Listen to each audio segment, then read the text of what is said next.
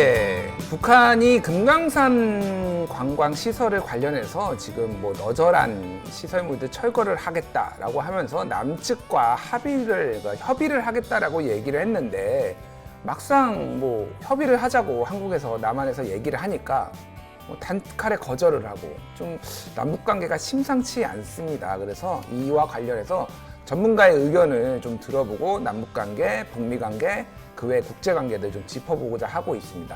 정의당 김종대 의원님 나오셨습니다. 김종대 의원님 안녕하세요.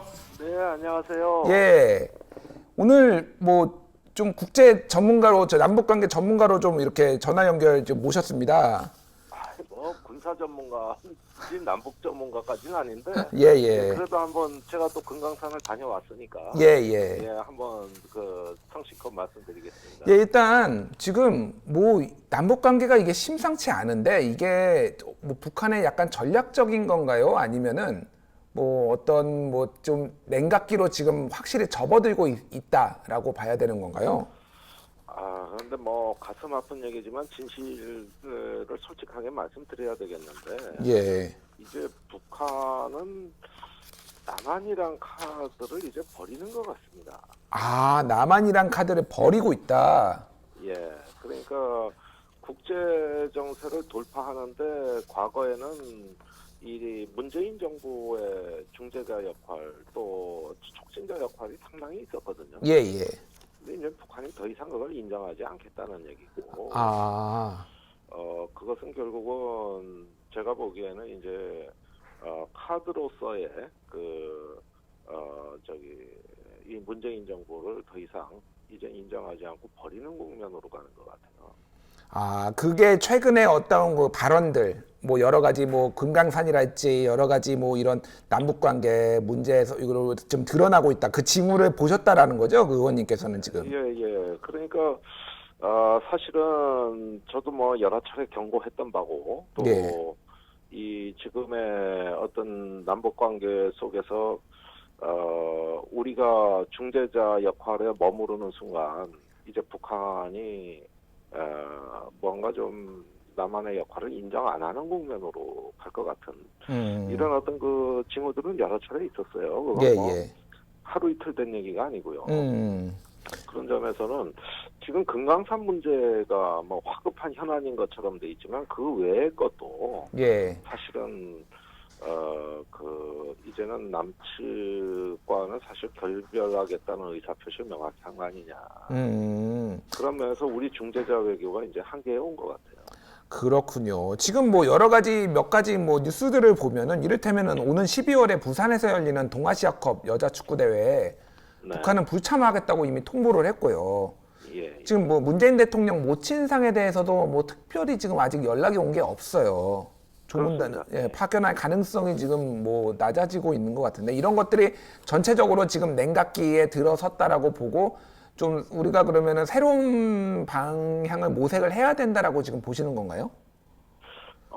지금까지 이제 우리가 남북 관계를 이해한 건 중재자, 촉진자. 예. 그러면서 뭔가 북미 협상의 디딤돌을 우리가 놔주는 역할로 이해했다면은 예. 이제는 우리도 당사자로서 뭐 평화를 노려도 우리 국민이 누리는 거고 또 피를 흘려도 우리 국민이 흘리는 것만큼 이제는 우리 스스로의 자존감에 입각한 대북 정책 시즌2로 전환이 돼야 될 것 같고요. 그랬을 때 가장 명확한 어떤 의사표시는 미국에 할 말을 하는. 예. 지금까지 금강산이나 개성공단이 안 된 이유는 남북 관계보다는 한미동맹을 우선시했기 때문에 풀지 못한 거거든요. 그런 만큼 한미동맹. 미국에 대해서도 예. 이제는 이게 우리가 살 길이다. 북한하고 우리가 자율적으로 협상을 할 수 있는 공간을 확보하겠다고 선언을 하고 유엔 안보리 제재에 저촉되지 않는 금강산 관광 정도는 재개하겠다. 또 민족 경제의 균형 발전이라는 판문점 선언을 구현하기 위해서 우리는 당사자로서 당당히 북한하고 협력할 건 하겠다고 하는 이런 당사자 지위 확보가 되느냐 안 되느냐가 관건이라고 봅니다. 지금까지 그걸 못한 거예요. 예. 그러니까 지금 그런데 지금 더 이상 국제공조나 한미동맹 뒤에 서가지고는 문제 해결을 할 수가 없고 또 북미 관계도 지금 서서히 닫혀져 가고 있거든요. 아, 그런가요, 지금? 예, 그러니까 지금은 북미 관계에 모든 걸 올인하는 전략도 맞지가 않습니다. 아. 이제는 대한민국이 스스로 당사자로 나가야 된다. 이게 대북 정책 시즌 2라고 저는 생각합니다. 그렇군요. 그러니까 지금 굉장히 중요한 말씀을 해주셨어요. 지금까지는 중재자 내지는 촉진자로서 우리 한국 정부 그리고 문재인 대통령이 역할을 했다라면은 이제는 당사자로서 역할을 해야 되는데 그 당사자의 첫 번째가 사실은 지금까지 예를 들면 금강산 관광이랄지 이런 것들은 대북 제재와 상관이 없지만은 한미 간 공조를 유지하기 위해서 그래서 네네. 지금까지는 좀 자제해 왔다 그런 것들을. 그런데 이제는 우리의 독자적으로 우리가 북한하고 같이 협력할 거는 협력하고 북한에 또 목소리 낼 건 내면서 미국에도 좀 당당하게 요구하고 이런 그 스탠스로 우리가 지금 전환을 해야 된다라고 지금 말씀하신 거죠. 그렇습니다. 아니 그 남녀 중매를 서도 초기에 중매를 수는 거지 이미 예. 관계가 성숙되면은 중재자는 필요 없는 거거든요. 그런데 언제까지 예. 중재자입니까? 그러니까 이런 그 초기에 성공한 담론에 우리가 너무 오래 그 이렇게 결박돼 있었다는 예. 이런 어떤 그 좀 성찰과 반성이 필요한 것 같아요. 저는 청와대 외교안보 라인도 쇄신이 필요하다고 보고. 예. 예, 그런 면에서 지금은 온 힘을 다해서 우리가 새로운 에너지와 역량으로 이 한반도 평화를 주도적으로 열겠다는 좀 예. 어떤 결기 같은 거 이런 측면으로서 이제 우리가 거듭나지 않고 북미 관계 잘 풀릴 때만 기다린다는 것이 과연 우리 운명을 개척하는 자세라고 볼 수 있느냐 또 우리의 자존감을 확보할 수 있겠느냐 그런 점에서 저는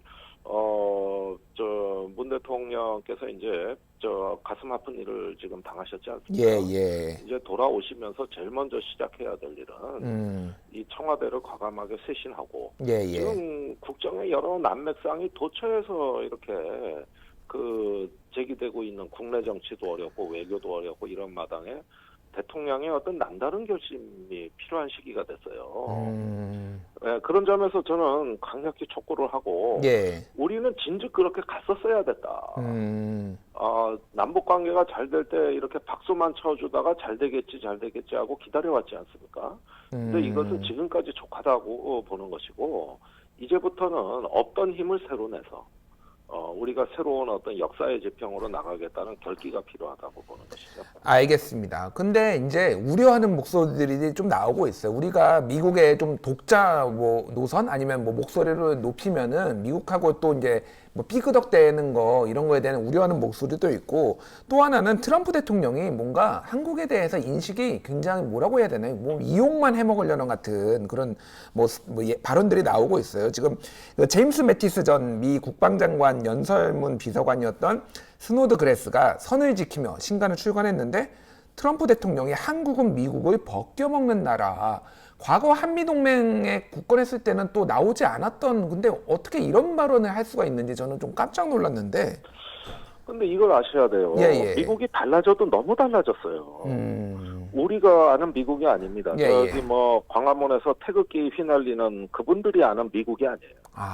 그분들이 아는 미국은 이렇게 착한 엉클쌤 우리 아저씨 삼촌이 어려울 때 와서 도와준 나라야. 그렇죠. 그리고 세계 정부를 사실상 대표한다고 해도 과언이 아니고 범세계적인 표준과 가치의 표상으로서의 미국 또 개입하고 관여하는 미국 이렇게들 알고 계시는 거거든요.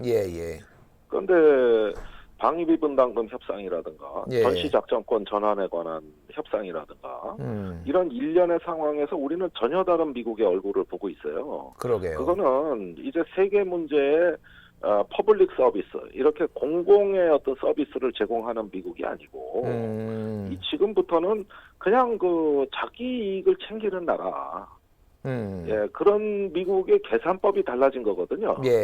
그렇게 보면은 우리가 전혀 다른 미국을 상대하고 있다는 사실을 알아야 되겠고 그런 만큼 우리가 스스로 생존하려면은 대한민국은 이제 미국의 길도 아니고 일본의 길도 아니고 대한민국의 길을 가야 된다. 이게 바로 우리가 그 달라진 미국을 대하는 자세예요. 그렇군요. 네, 그렇다 이렇게 본다면은 이제는 대한민국 스스로 자강과 혁신의 길을 가서 이 강인한 생존 의지로 이 난관을 돌파하겠다는 이런 어떤 그 응수가 나가줘야 되는 거거든요. 그렇군요. 계속 그 미국하고 언제까지 이런 문제를 좋은 게 좋다고 해가지고 그러니까 우리가 계속 의원님이 보시기에는 우리가 좀 더 목소리도 내고 뭐 한미 동맹은 유지를 해야 되지만은 좀 더 자주적인 노선으로 가야 되는 거는 우리 남북 관계 문제뿐만이 아니라 미국의 변화, 미국이 또 한국에 대한 태도의 변화 이런 것들도 영향을 미치고 있다라고 보시는 거죠, 그러니까. 아니 지금 한미 동맹을 누가 균열시키고 있는가? 지금 국내 보수 언론은 우리가 뭐 지소미아를 폐기했다. 뭐 그러면서 우리가 마치 어떤 미국의 신기를 거슬러 가지고 이 동맹을 균열시키는 걸로 공격하지 않습니까? 예, 예. 그렇습니까? 사실입니까? 그러니까 미국은 아예 동맹을 옛날의 동맹이 아니라고 보고 모든 동맹의 규범과 가치를 흔들어대고 있어요. 그렇죠. 그런 미국에 대해서는 별다른 말을 못하고 대한민국의 의무, 책임, 자세, 태도 이런 것만 갖고 한미동맹을 이야기하고 있습니다. 그렇군요. 그러니까 그런 측면에서 보면은 이제는 대한민국의 길을 찾아내고 생존의 방정식을 찾아내지 않으면은 대단히 위험한 시기가 된 거예요. 그렇네요. 예. 예, 이런 것들을 자각하지 못하고 우리가 상황을 관리하려고 하는 좀 나이브한 자세로 가게 된다면 그렇다면은 저는 좀 문재인 정부 집권 후반기가 대단히 불안한 상황에 처하게 될 것이다. 이거는 제가 정말 이 정부를 위해서 드리는 고언입니다. 예. 변화된 정세에 맞춰서 우리의 스탠스도 발빠르게 변화해야 된다라는 말씀으로 이해를 하겠습니다. 예. 그 네. 방위비 협상 관련해서 트럼프 그 대통령이 뭐 70조 원을 내면은 괜찮다 이런 식으로 이제 그 자서전이라고 해야 되나요? 거기에 이제 신간에서 나왔는데 뭐 70조 원은 말도 안 되는 얘기긴 하지만은 지금 뭐 너무 소위 말해서 뜯어먹으려고 하는 것 같아요, 지금. 그것이 예. 어떤 그 단순히 돈을 뜯어먹겠다는 게 아니라 고립주의로 회귀하는 달라진 미국의 한 일면이에요. 이번에 스노우베든가요? 그 미 예, 예. 국방부의 한 관리가 쓴 책에 예, 예. 600억 달러 받아내자는 600억 달러, 대통령의 예. 말이 나와 있지 않습니까? 예, 예. 근데 그것이 뭐 트럼프가 아무리 돈만 아는 사람이라 하더라도 그 돈을 뜯어내기 위해서만 말을 했겠느냐. 원래 트럼프는 그런 돈 문제보다도 더 중요한 거는 주한미군 철수론자예요. 아, 그렇군요. 집권 초에 그 제일 먼저 하려고 했던 일이 뭡니까? 주한미군 철수, 한미 FTA 파기예요. 예. 근데 매티스 국방장관이라든가 맥마스터 안보보좌관이 너무 거세게 만류하니까 차마 그 얘기 못하고 방위비 분담금 얘기만 하는 거거든요. 그렇군요. 그러니까 방위비 분담금 이면에 그 배경을 이루는 미국의 달라진 사고 그 자체를 주목해야 된다. 그렇군요. 우리도 지금 돈이 아까워서 이 얘기하는 게 아닙니다. 단순히 뭐 미국의 방위비 분담금 5배 올려주나 6배 올려주나 사실 이게 뭐 국가 예산이 500조를 넘어가는 나라에 5조 원 때문에 나라 운명을 통째로 뭐 바꿀 그런 대한민국도 아니에요. 그럼요. 예. 그런 돈 문제보다도 이거는 미국이 뭔가 사고가 달라졌고 대한민국을 바라보는 눈이 달라졌다. 그렇군요. 예, 동맹의 규범에 연연하지 않는다. 이런 상황에서 이런 사실이 예. 중요한 것이죠. 이런 상황에서 이를테면은 우리도 한번 주한미군 뭐 철수하겠다라고 하면은 뭐 철수할 수도 있나? 우리는 또 강하게 나가면서 오히려 협상력을 키워야 되는 것 같은데 주한미군이 떠나면은 나라가 망할 것 같이 또 얘기하시는 분들도 굉장히 많아요. 저는 뭐 이거에 대해서 판단 내리진 않겠습니다만은 전통적인 과거의 그 안보관에서 이렇게 이 사안을 계속 해석하시는 분들이 많은 것 같아요. 지금 보수 쪽에. 근데 그 문제는 그렇습니다. 예. 이게 그 워싱턴 포스트의 밥 우드워드 기자가 쓴 아주 중요한 책이 있는데요. 예. 작년에 번역됐군요. 그 Fear, 공포라는 책입니다. Fear, 예. 예, 그런데 그때 그 맥마스터 안보보좌관이 주한미군을 철수해서 안 되는 이유를 트럼프한테 설득한 논리는 이거예요. 예, 예. 북한이나 중국이 미사일을 미국 본토로 쏘면 그걸 최초로 탐지하는 믿을 만한 자산이 알래스카에 있는 그 공대 지대공 미사일입니다. 예, 레이더입니다. 레이더, 예, 예. 예, 이 미사일 방어 레이더가 탐지를 하는데 쏘고 나서 15분 후에 한다. 그런데 한국 정부가 주한미군에게 북한의 정보 감시, 정보 접근을 할 수 있는 특별한 프로그램을 제공해서 발사한 지 7초면은 알 수 있게 돼 있다. 이 주한미군을 빼버리면 미국 본토 안보에 심각한 균열이 온다. 그래서 우리가 주한미군이 미국이 필요해서 배치를 한 거를 그렇네요. 한국을 흔들어대면 안 된다. 그렇군요. 이게 맥마스터의 논리였거든요. 그래서 트럼프가 더 이상 주한미군 철수 얘기를 못 꺼낸 거예요. 그렇군요. 그렇다면 주한미군에 대해서 방위비 분담금을 갈취해버리는 이런 어떤 그 형국에서 왜 대한민국이 미국 안보에 결정적인 역할을 해주고 있다는 이런 우리의 어떤 그 기여를 빼고 단순히 주한미군은 한국 안보를 지켜주는 고마운 존재로만 인식해야만 되느냐는 것이죠. 그렇네요. 예, 그렇게 보면은 계산성 간단해지는 거거든요. 그렇군요. 누가 더 이익인지 따져보자. 한국이 일방적으로 신세지고 있다 그러는데. 그러게요. 거기에다가 전 세계에서 가장 크고 현대화된 미군 기지를 져줬잖아요. 100억 달러 들여서. 그러니까요. 평택의 시설들은 다 미국 우리가 사실상 공짜로 지금 주고 있는 거나 마찬가지인데요. 예, 그 기지에서 미국 본토 안보까지도 관리할 수 있는 겁니다.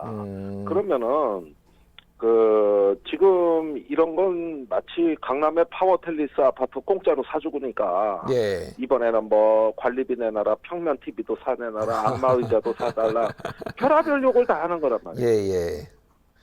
그러니까 이런 부분에 대해 국가가 당당하고 자존감 있게 대응하지 못하면 안 되는 거죠. 저는 이건 무조건 버텨야 된다고 봐요. 그렇군요. 그럼 국내도 여론도 사실은 그런 부분에 있어서 좀 정부를 서포트해줄 필요가 있겠네요. 너무 지금 미국의 요구를 다 들어줘야 돼. 그래야지만 우리가 한미 관계가 계속 유지될 수 있어. 이런 식으로 지금 그 여론몰이를 하는 또 언론들도 꽤 있잖아요. 아니 그런데 이제 심지어 그 개혁 진보 진영조차도 트럼프가 김정은하고 막 대력 말락 그러는데 우리가 굳이 이때 트럼프를 규탄하고 나선다든가 이걸 또 한미 관계에 변수를 자꾸 만들어 가지고 이 판을 깨는 거 아니냐 이런 신중함이 있는 것 같아요. 그렇군요. 그런데 저는 그렇게 생각합니다. 그렇게 나이브하게 생각하다가는 이제는 그르칠 수도 있다. 그런 점에서 우리가 국가 이익에 관한 문제, 또 우리가 당사자인 문제에 관해서는 동맹이라는 논리에 위축되지 말고 당당하게 할 말을 하는 중견국가, 이 새로운 대한민국의 면모를 가지고 이제는 한미동맹 대북정책 시즌2로 가야 된다는 거예요. 알겠습니다. 국익 문제를 우선적으로 고려하면서 당사자 외교를 펼쳐야 된다라는 의원님의 그 논지였고요. 마지막으로 하나만 질문 드릴게요. 오늘 자유한국당이 인재 영입했는데 박찬주 전 장관은 영입을 했는데 오늘 수석 대변인으로서 좀 세게 말씀하셨어요. 그거는 있을 수 없는 일인 게 그렇게 청년들의 그걸 마음을 상하게 했다고 조국 장관 임명을 비판하던 자유한국당 아닙니까? 그렇죠. 갑질 의혹이 있죠 지금. 갑질이 무혐의 나왔다 그랬는데 그 부인이 갑질을 한 거고 부인 지금 재판에 대법원까지 올라가 있어요. 그렇군요. 이걸 왜 사실관계를 착각하냐 이거예요. 이것이야말로 청년들 가슴에 멍들게 하는 거 아닙니까? 그렇군요. 그래서 이거는 자유한국당의 자해 행위라고 봅니다. 자유한국당의 자해 행위. 인재라고 영입을 한 건데 이게 오히려 당을 지금 자유한국당이 지금 자해를 하고 있다 이렇게 보시는 건가요? 그렇죠. 조국 장관에 대한 정치 공세로 기가 살았던 자유한국당이 저는 그동안에 집토끼들 관리하기 위해서 이제 자기 내부 진영 관리하기 위해서 조국 공세를 했던 거 아니에요? 중도층의 지지를 포기하는 한이 있더라고요. 그렇죠. 그렇게 해서 강경한 자유한국당이 되어왔던 건데 사실상 이거 한 건으로 우리 청년들에게는 완전히 이제는 그 동안에 나름대로 만들어왔던 그 자기들 판에 그 이점은 사라졌다. 그렇게 보시는. 알겠습니다. 예, 의원님 오늘 좋은 말씀, 뭐 국제 정치와 또 국내 정치 이렇게 좋은 말씀해 주셔서 감사드리고 종종 또 전화도 연락도 하고 아니면 스튜디오에도 한번 나오셔서 또 좋은 말씀 좀 해주시면 좋겠습니다. 네, 그렇게 하겠습니다. 예, 알겠습니다. 감사합니다. 네, 감사합니다. 예. 지금까지 정의당의 김종대 의원 모시고 남북관계 그리고 한미관계 그리고 국내 정치에 대해서 얘기를 들어봤습니다.